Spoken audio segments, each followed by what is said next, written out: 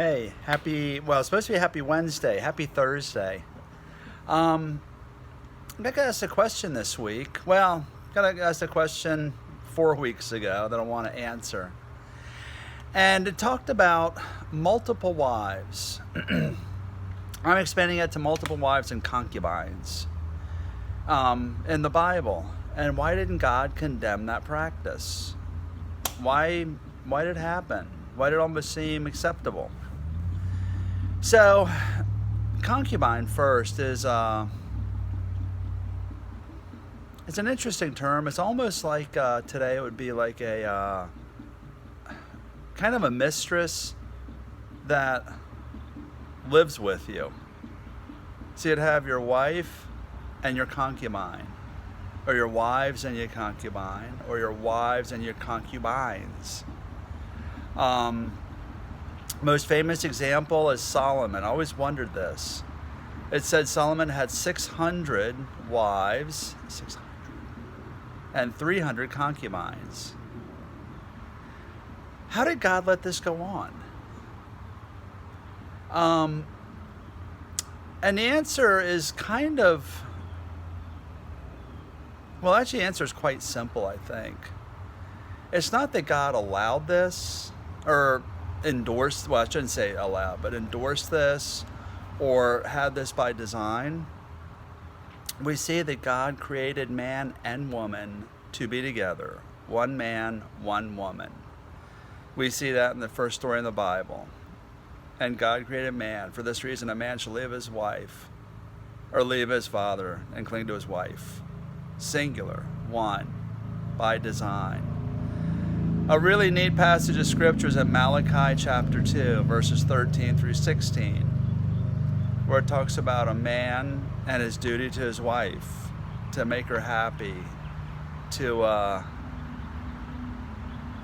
see to her, be honest to her, faithful to her. So how can he also almost seem to accept multiple wives and concubines in light of this? And part of it goes to the culture of the day. Children were almost social security for the family back in the, especially the patriarchal period, the time of Abraham, Isaac, and Jacob. More children you had, the more cared for you were as you grew older.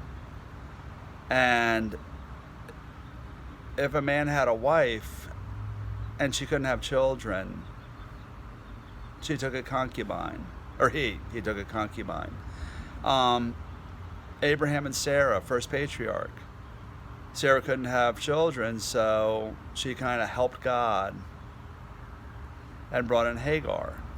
Never really understood that story until I saw it in light of that culture. And it was also a way, God wrote a lot of laws on how to care for multiple wives, how to care for concubines. And in Christianity today, there was a great statement. It was the most obvious, clearest statement on this. But this was an accepted practice in the day, to take wives and concubines across cultures. And what God did is he knew that man was sinful. He knew that this practice would happen. And therefore, he put in protections for wives and concubines on how to be treated, how to, I guess that's it, how to be treated. So they weren't treated unfairly, so they weren't treated taken advantage of or treated desperately. Now, why doesn't God condemn this? Well,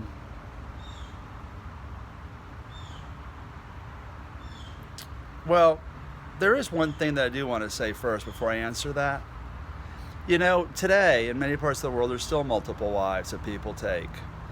I think I've mentioned before that my background is in cross-cultural ministry anthropology. There was a huge question that comes up with some tribes in Africa.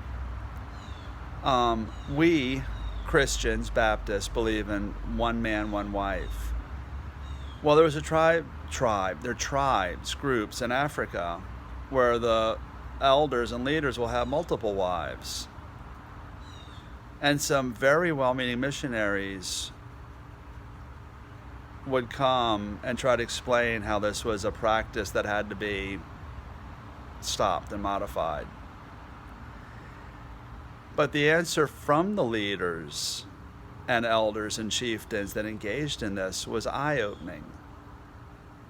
They would answer, it's like, but I thought Christianity was to care for those who are poor and to help those in need. Why would you make me send my wife away and hurt her? Because in some of these areas, women would be in danger, and they would become a wife to get the protection, to get the provision they needed to survive and thrive. And to this day, it's still a question that missionaries, Christians struggle with. That's today. So why did God set this system up? Why did he allow this system to continue? And I think the answer is in Jeremiah chapter 17, verse 9. It says, the heart is the most deceitful of all things and desperately wicked. Who really knows how bad it is? See, God knew that when we rejected him, when we wanted to go our own way, when we want to follow our own desires, that we would and could really take advantage and hurt people. So he set up systems and protections and laws and boundaries so that God's chosen people, the Jews, and now us Christians, would not do that. So that's why he set this system, put these regulations, these provisions in. That's why he addressed this. But why he did not just stop it, there's no answer. God's silent. Some of it was cultural. Some of it was the heart of man. And then some of it is just one of those mysteries. Kind of a non-answer, I guess. I don't know. But it's a practice that is outside of God's design, which is one man, one woman. Hope this helps. And don't forget to keep following us with all the updates. FL Compass Church on Instagram, Facebook, YouTube, and Twitter. And keep up with us, www.flcompasschurch.org. Thanks for letting me talk. Got an interesting question next week, kind of falling more in line with marriage and women and brides. Have a great week, and we'll see you Saturday.